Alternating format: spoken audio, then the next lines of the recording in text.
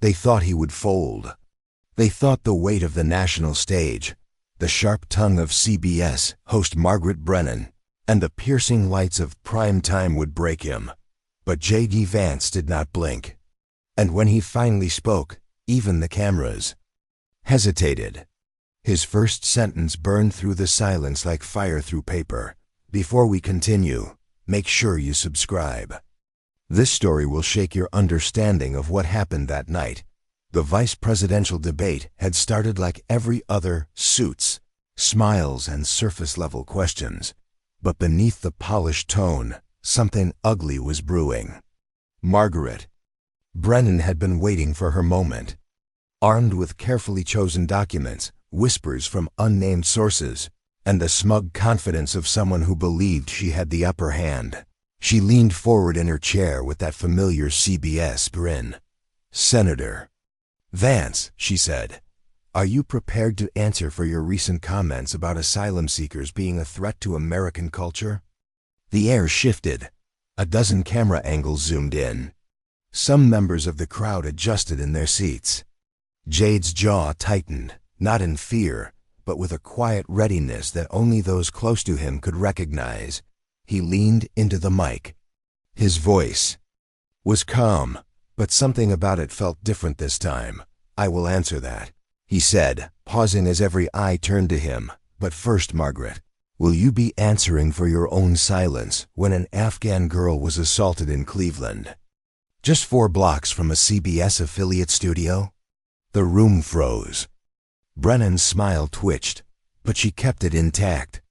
The producers cut to a wide shot, trying to regain control. But it was too late. "You speak of compassion," JD continued, "yet your network covered it for just 21 seconds. 21 seconds for a child. But here we are, with a full debate segment prepared to shame me for speaking about real consequences." There were no cheers yet, just silence. Heavy, boiling silence. Brennan's tone sharpened. "That case is under investigation." "It is unfair," JD cut in. "Unfair is using your position to frame truth as cruelty. You want a soundbite, Margaret. You want to paint me as the villain. But what you do not want is honesty. Because honesty costs ratings, and then it happened." Somewhere in the audience, a single voice shouted, "Let him speak."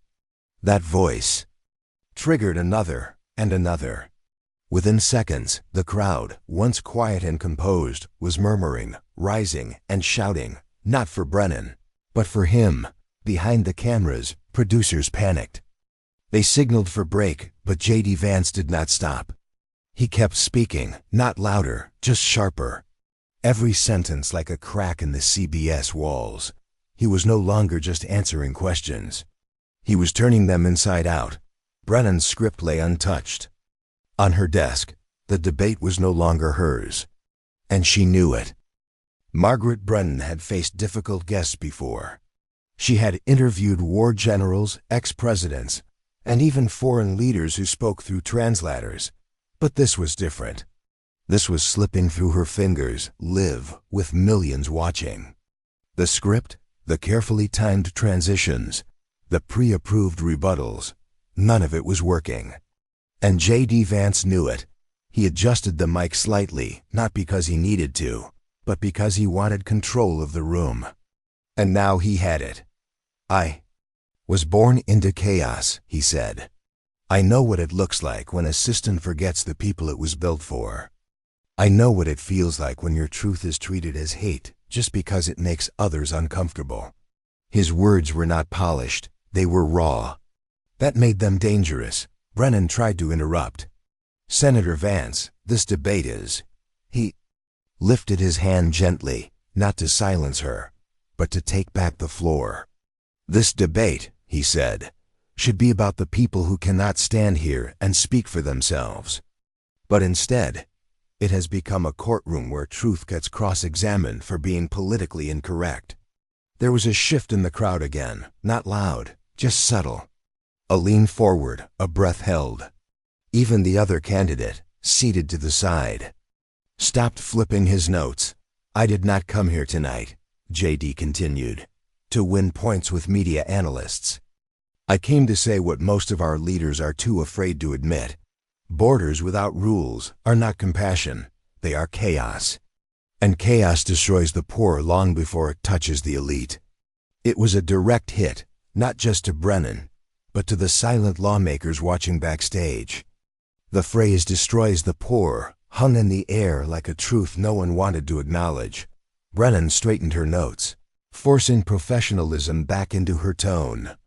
Are you suggesting that compassion and law cannot exist together? JD blinked slowly. I am suggesting that if your child is the one harmed, you do not call it compassion. You call it negligence. Gasps were heard, real ones. This was no longer debate. This was confrontation at a level the moderators were not trained to handle. In the control booth, CBS staff whispered frantically. Should they cut to commercial? Mute his mic? But every idea came with risk. Cutting him now would prove his point. Letting him speak meant losing control. And then came the question no one expected. A college student in the audience, selected for a pre-screened question, stood up early and shouted without permission. Senator Vance, what would you say to an immigrant child watching this right now? Jade turned toward her, calm. No script. No calculation, I would say, he replied. Your future matters. But so does the future of the boy in Ohio who has not seen his father since the factory closed. We cannot lift one child up by abandoning another. There was no clapping. Just stillness. The kind that comes when something hits deeper than applause. For a moment, Margaret Brennan did not speak. She sat perfectly still, her hands resting on the debate notes she no longer trusted. The teleprompter kept blinking in front of her, but her eyes did not move. She knew that if she asked the wrong question now, she would lose more than control, she would lose credibility. But silence on live television was not an option. She finally leaned forward and spoke with forced steadiness. Senator Vance, your tone implies that immigration is a threat, but many would say your rhetoric feeds division. How do you defend that? JD did not hesitate. Truth is not division. Truth is accountability. If your policies hurt people, they deserve to know. And if your questions are designed to silence that truth, then you are not holding me accountable. You are shielding the problem. It was not the volume of his voice that made people listen. It was the precision. He was not trying to attack her. He was trying to strip away the mask, and the crowd could feel it. Margaret shifted, this time slightly more defensive. Are you accusing this network of bias? JD did not smile. He did not laugh. He simply looked into the camera and said, I am accusing this entire system of turning tragedy into theater. You want viewers. I want answers. Somewhere in the third row, a woman who had been silent since the start of the debate placed her hand over her mouth. She was not political. She had not come to take sides. But something in JD's voice reminded her of the night she held her son while sirens passed by her window, and no one from the city came to help. Brennan tried to regain the rhythm. Let us return to policy. You mentioned the boy in Ohio. What would you do for him if elected? JD looked up again. The boy in Ohio does not need a hashtag.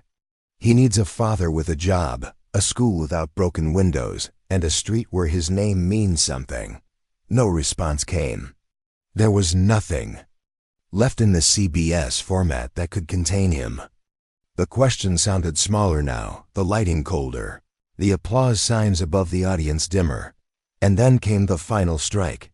JD turned slightly toward Margaret Brennan, and with complete stillness in his voice, asked her one question. Margaret, do you know the name of a single child who died crossing the southern border last year?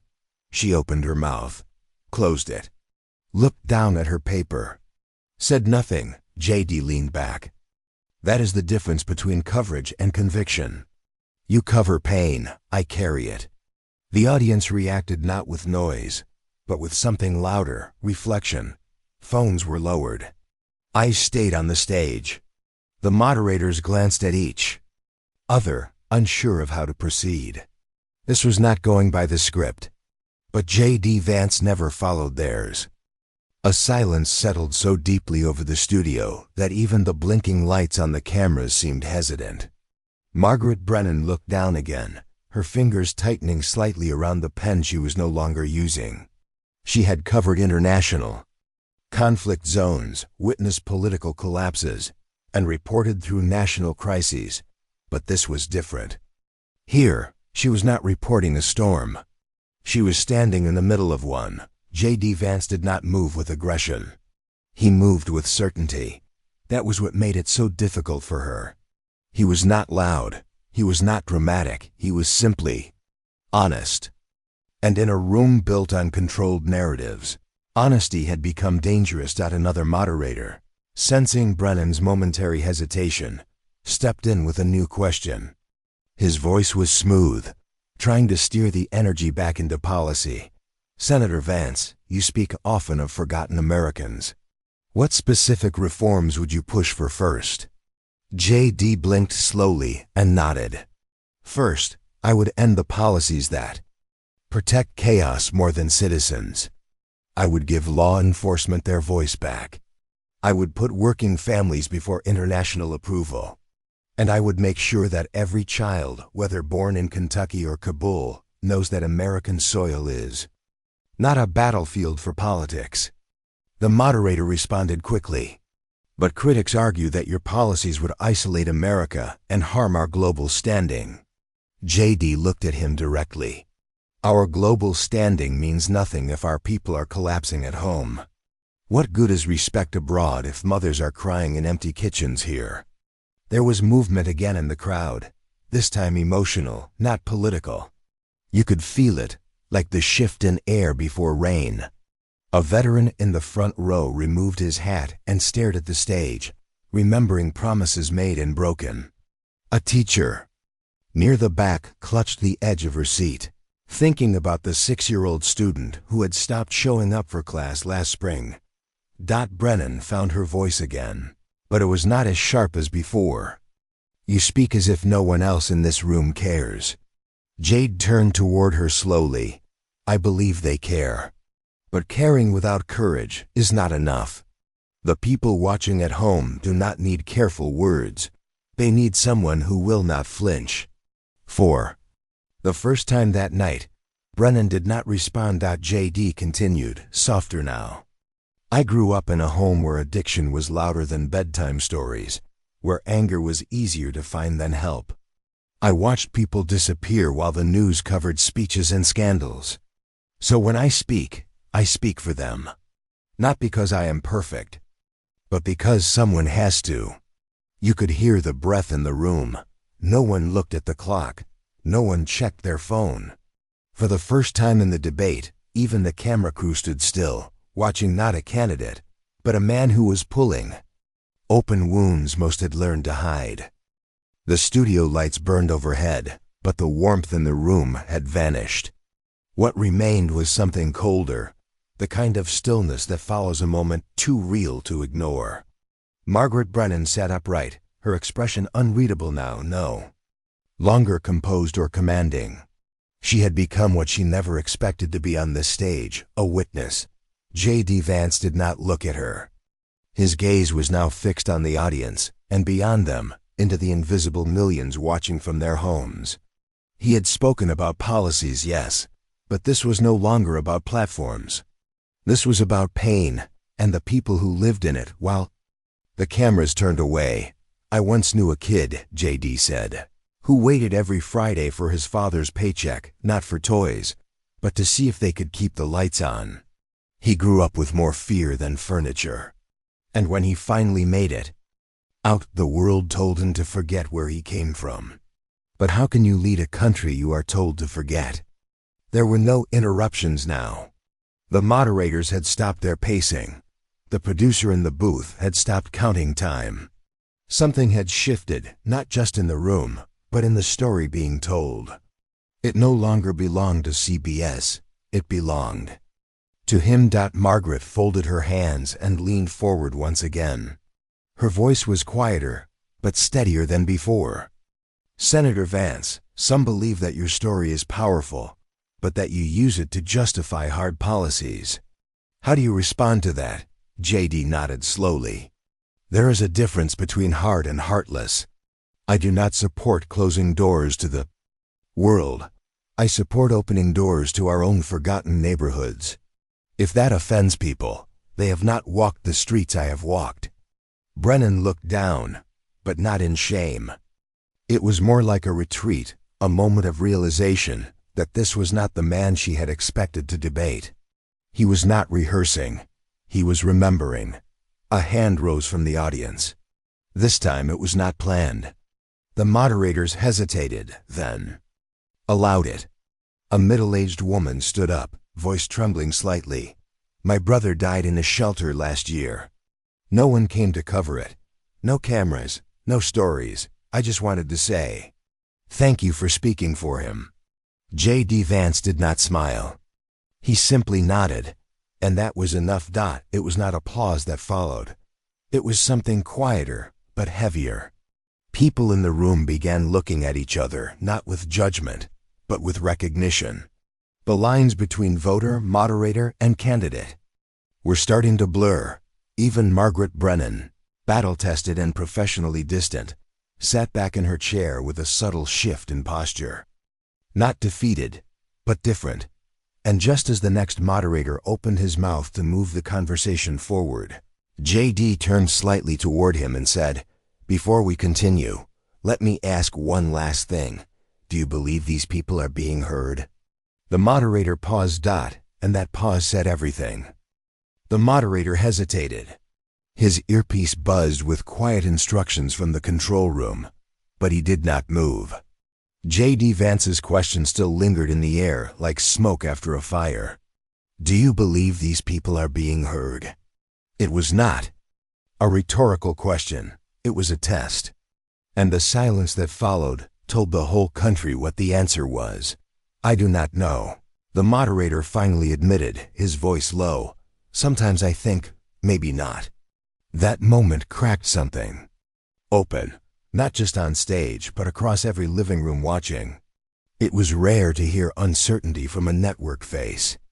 But here it was, raw and unrehearsed. And JD did not use it to score a point. He just nodded. Then let us stop pretending they are, he said softly. The next question never came. The next segment never started. Instead, JD Vance began to speak. Not to win, not to defend, but to finish what he had come there to say. There are people watching this tonight who have already decided I am the villain. That is fine. They have been told what to think. But before they turn away, I want them to remember something. This country was not built by perfect men. It was built by broken ones who never gave up. He glanced briefly at the camera. I know what it means to feel invisible. I know what it means to bury a loved one and go back to work the next day. Because grief is too expensive. I know what it means to scream quietly while everyone else pretends not to hear you. His voice did not rise, it lowered. And somehow that made it louder. I am not here to be liked. I am here to remind you that your story matters, even if it never makes it to the screen. The crowd remained silent, but the tension had changed. It was no longer thick with resistance. It was heavy with reflection. Margaret Brennan looked at JD once more. There was no smugness left in her expression, no sharpness in her tone. Only the faint look of someone who had expected a debate and found herself inside a confession. We are out of time, she finally said, her voice quieter than it had been all night. JD Vance leaned back in his chair, calm, steady. That is always the excuse, is it not? We are out of time. But the truth is, we were just never listening. The lights dimmed slightly as the segment closed, but no one clapped. No one cheered. The crowd began to rise slowly, not with excitement, but with something closer to respect. Behind the scenes, the producers argued about how to spin the night. The headlines were already being drafted, but none of them could capture what had truly happened. Because in a world full of noise, JD Vance had done something unexpected. He made everyone stop and listen.